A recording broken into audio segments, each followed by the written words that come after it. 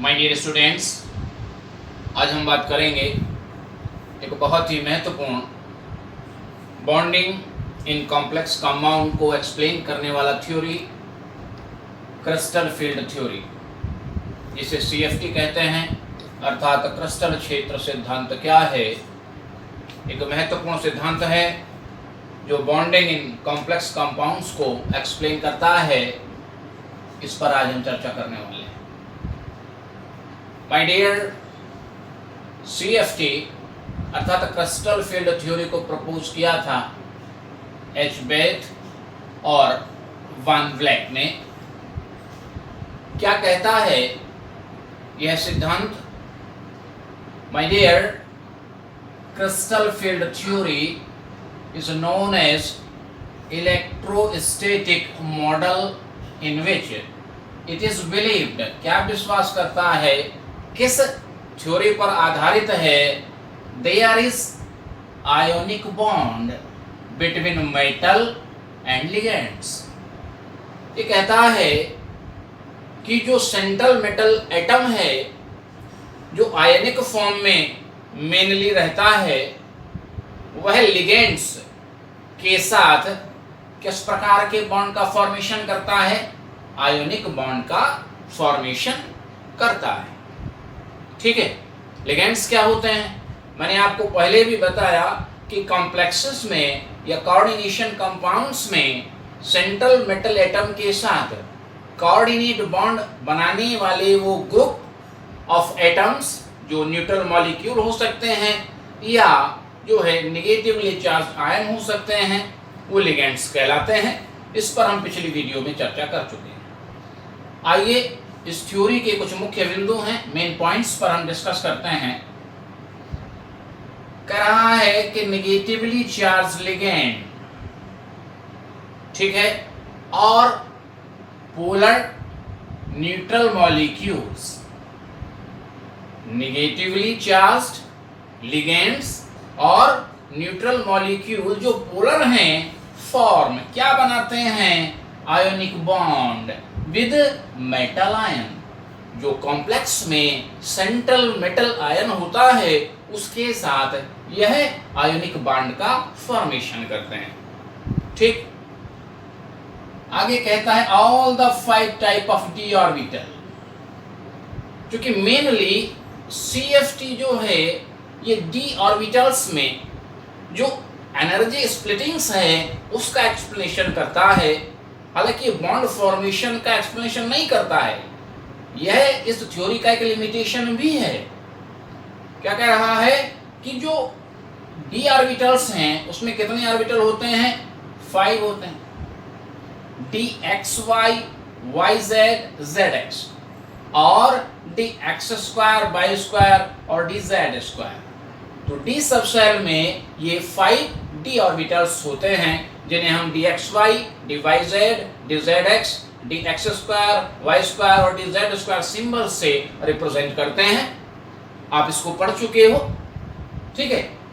Have same energy. वो कह रहा है कि all the 5 type of D orbitals have same energy, यानी उनका जो एनर्जी लेवल है, ऊर्जा स्तर है, उन सभी की जो एनर्जी है वो सेम होती है। ठीक है, और उस कंडीशन में जब सभी 5 डी ऑर्बिटल्स की जो एनर्जी है वो सेम है, तो उन ऑर्बिटल्स को कहते हैं डिजेनरेट ऑर्बिटल्स। ठीक है, तो आयन की फ्री स्टेट में सभी डी ऑर्बिटल्स कैसे होते हैं? डिजेनरेट होते हैं।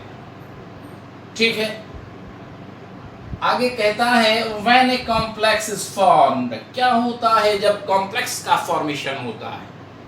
किस प्रकार से कॉम्प्लेक्स का फॉर्मेशन हो रहा है? सेंट्रल मेटल एटम के साथ लिगेंड्स किस प्रकार से अटैच हो रहा है, बात करते हैं इसी पर। Complex is formed, the metal ion is surrounded by ligands. क्या होता है? जो मेटल आयन है, जिसे आप सेंट्रल मेटल आयन कहते हो, सराउंडेड, घिर जाता है। किसके द्वारा? लिगेंड्स के द्वारा। और ये लिगेंड्स क्या हो सकते हैं? Negatively charge. क्या हो सकते हैं? आयन हो सकते हैं। ठीक है, क्या हो सकते हैं, न्यूट्रल मॉलिक्यूल हो सकते हैं। ठीक, तो क्या हो रहा है, जो सेंट्रल मेटल एटम है वह किससे घिर जाता है, लिगेंड से घिर जाता है।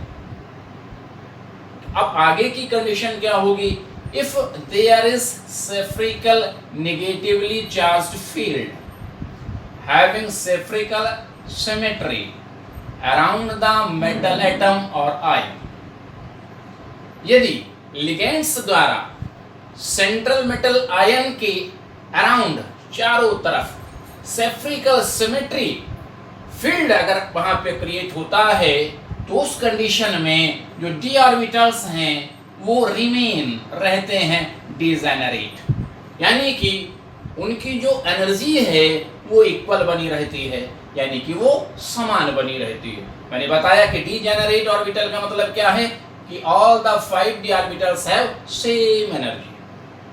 ठीक, अब दूसरी कंडीशन क्या है, if the field produced by ligand, यदि जो लिगेंड्स हैं वो इस प्रकार का फील्ड प्रोड्यूस कर दें around the central metal atom is not symmetrical, अगर वो सिमेट्रिकल न हो फील्ड, तो क्या होता है, डीजेनरेसी, डीजेनरेसी इज लॉस्ट, यानी डीजेनरेसी क्या हो जाती है, समाप्त हो जाती है। डीजेनरेशन का मतलब क्या है, डीजेनरेट यानी कि सेम एनर्जी, तो मतलब क्या हुआ कि जो इक्वल एनर्जी के डी ऑर्बिटल्स हैं उनका जो एनर्जी का जो है लेवल है उसमें डिफरेंसेस आ जाते हैं।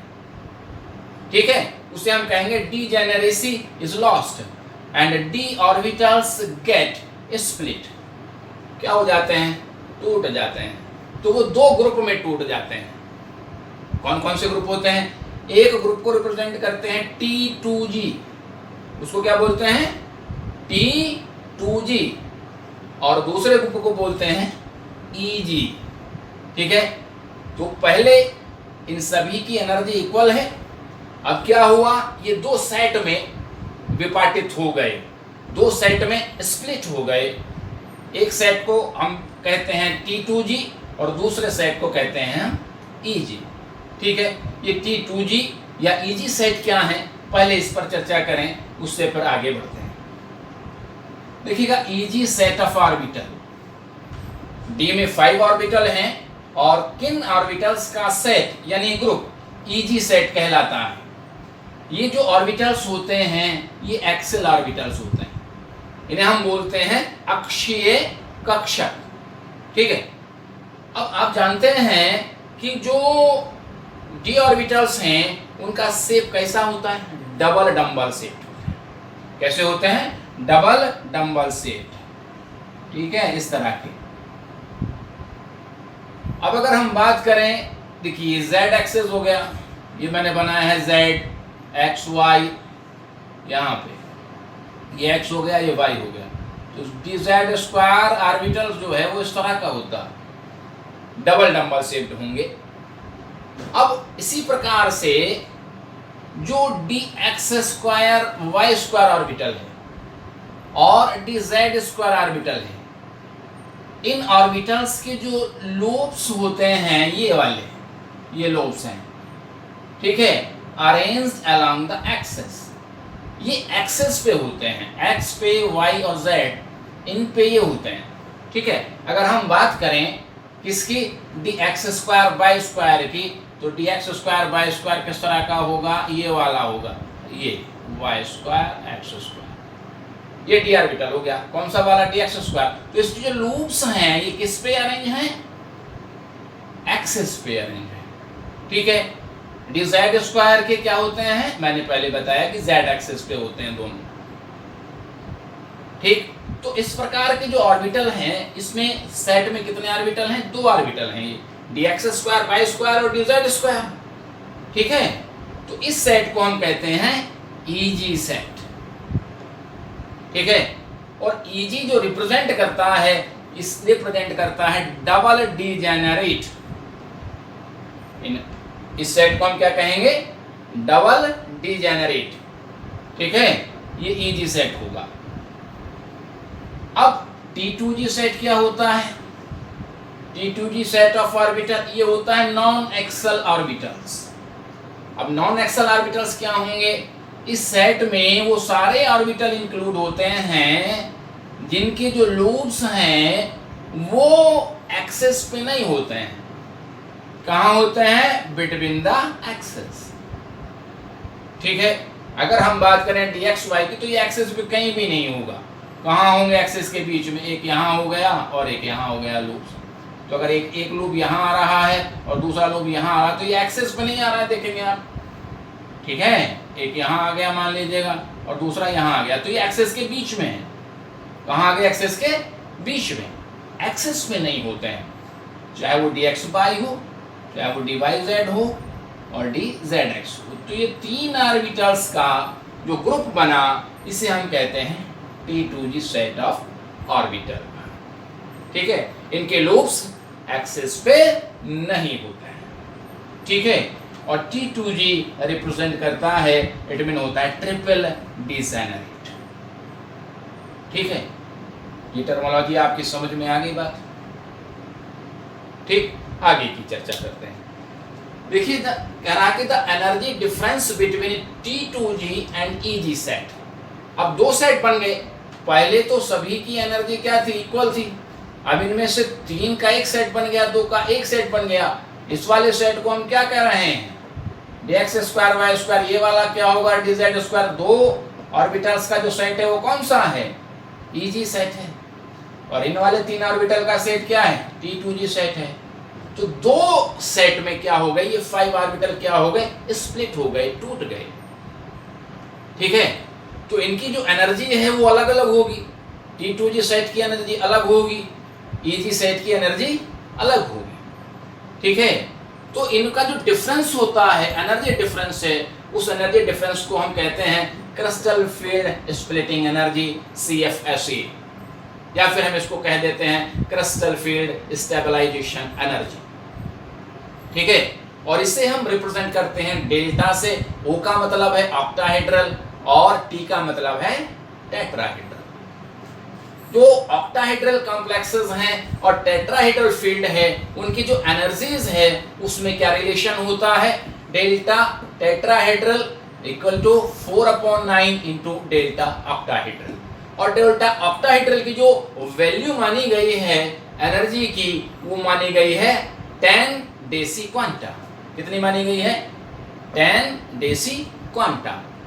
ठीक है, और ये जो मेजर्ड की जाती है ये UV स्पेक्ट्रम के द्वारा किया जाता है। ठीक है, अब इसी का क्या होगा? स्प्लिटिंग होगा, इसी का विपाटन होगा। ठीक, चाहे वो टेट्राहेड्रल फील्ड हो, चाहे वो ऑक्टाहेड्रल फील्ड हो। अगर टेट्राहेड्रल फील्ड है तो अलग कंडीशन होगी, और अगर ऑक्टाहेड्रल फील्ड है तो अलग कंडीशन होगी। बात करेंगे crystal field splitting in octahedral field. यानी ऑक्टाहेड्रल अगर फील्ड है around the central metal ion, तो किस प्रकार से स्प्लिटिंग होगी, किस प्रकार से विपाटन होगा इन 5d ऑर्बिटल्स का, जो दो ग्रुप EG और T2g में पहले ही क्या हो चुके हैं? स्प्लिट हो चुके हैं। ठीक है, क्या कंडीशन होती है? My dear, in octahedral complex, octahedral complexes में 6 लिगेंड, कम से कम 6 ligands around the metal ion, metal ion के अराउंड 6 लिगेंड्स आते हैं। अब जब 6 लिगेंड्स आते हैं 1 2 3 4 5 6, तो किसी भी कंडीशन में अगर हम चले जाएं, किसी भी एंगल से अगर ये आते हैं, तो इनमें से कम 2 वो सेट जिनके लूप्स किस पे होते हैं? एक्सेस पे होते हैं। जिन ऑर्बिटल्स के लूप्स किस पे होते हैं? एक्सेस पे होते हैं। वो जो है अधिक रिपल्शन, अधिक प्रतिकर्षण महसूस करेंगे। क्यों महसूस करेंगे? क्योंकि उनके जो लूप्स हैं वो एक्सेस पे होते हैं, और जो लिगेंड्स हैं वो लिगेंड्स आ रहे हैं एक्सेस के पैरेलल, एक्सेस के समानांतर आ रहे हैं, एक्सेस के अनुदिश आ रहे हैं। ठीक है, तो जब एक्सेस के अनुदिश आते हैं, एक्सेस के सामने आते हैं, उसके पैरेलल आ रहे हैं, तो क्या होता है? रिपल्शन, यानी कि प्रतिकर्षण होने लगता है, और जब ऑर्बिटल प्रतिकर्षण महसूस करेगा, जो रिपल्शन महसूस करेगा, वो हायर एनर्जी लेवल में चला जाता है। तो इजी सेट ऑफ ऑर्बिटल किस में चला जाता है? हायर एनर्जी में चला जाता है, यानी राइज दिस एनर्जी, यानी उसको जो है उसकी जो एनर्जी है वो बढ़ जाती है। ठीक है, अब T2G सेट है, ये एक्सपीरियंस करेगा लेस रिपल्सन। क्यों लेस रिपल्सन महसूस करेगा? क्योंकि इनके जो लूप्स हैं वो एक्सेस पे नहीं होते हैं। ठीक है, तो ये एनर्जी में डिक्रीज यानी नीचे चला जाता है। ठीक, इस क्षेत्र को हम किस प्रकार से समझें, देखिएगा यहां पर आ जाइएगा आप।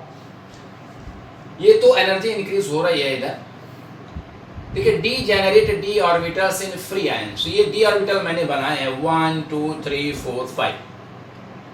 ठीक है, ये कैसे हैं? ये डी जेनरेट है। कैसे हैं? D generate. इसका मीनिंग क्या है? Same energy. क्या है? Same energy. D X Y D Y Z D Z X D X square Y square और डी जेड स्क्वायर। ठीक है, क्लियर होगी बात? तो जब फ्री स्टेट में है आयन तो डी जेनरेट डी ऑर्बिटल्स उसमें प्रेजेंट है। ठीक है, अब जो सिमेट्रिकल फील्ड होते हैं, तो मैंने पहले भी बताया था कि जो सिमेट्रिकल फील्ड है तो उसमें क्या है? डीजेनरेसी क्या होगी? बनी रहती है। कह रहा है डी ऑर्बिटल रिमेन डीजेनरेट। तो कैसे रह जाते हैं? कैसे रह जाते हैं? डीजेनरेट, यानी उनकी एनर्जी में कोई स्प्लिटिंग नहीं होती है। तो जो एवरेज एनर्जी है सिमेट्रिकल फील्ड में, ठीक है, तो क्या होता है? वहां पे जो है इनकी एनर्जी जो है बनी रहती है। इसको हम एवरेज एनर्जी में हम यहाँ पे रिप्रेजेंट कर रहे हैं 1 2 3 4 5, ये 5 डी ऑर्बिटल्स। अब कंडीशन क्या होगी? जब octahedral field around the central metal atom create कर देंगे, प्रोड्यूस कर देंगे कम लिगेंड्स। ठीक है, देखिए जैसे Cn- है या CO है, ये स्ट्रॉन्ग फील्ड लिगेंड है, ये स्ट्रॉन्ग फील्ड क्रिएट करते हैं, और Cl- और H2 ये वीक फील्ड लिगेंड्स हैं और ये वीक फील्ड प्रोड्यूस करते हैं। ठीक है, तो जो स्ट्रॉन्ग फील्ड लिगेंड्स है वो ज्यादा स्प्लिटिंग करते हैं और जो वीक फील्ड लिगेंड्स है उसमें स्प्लिटिंग कम होता है। ठीक है, तो ये क्या हुआ? ये 5 डी ऑर्बिटल्स क्या हो गए? स्प्लिट हो गए। क्या हो गए?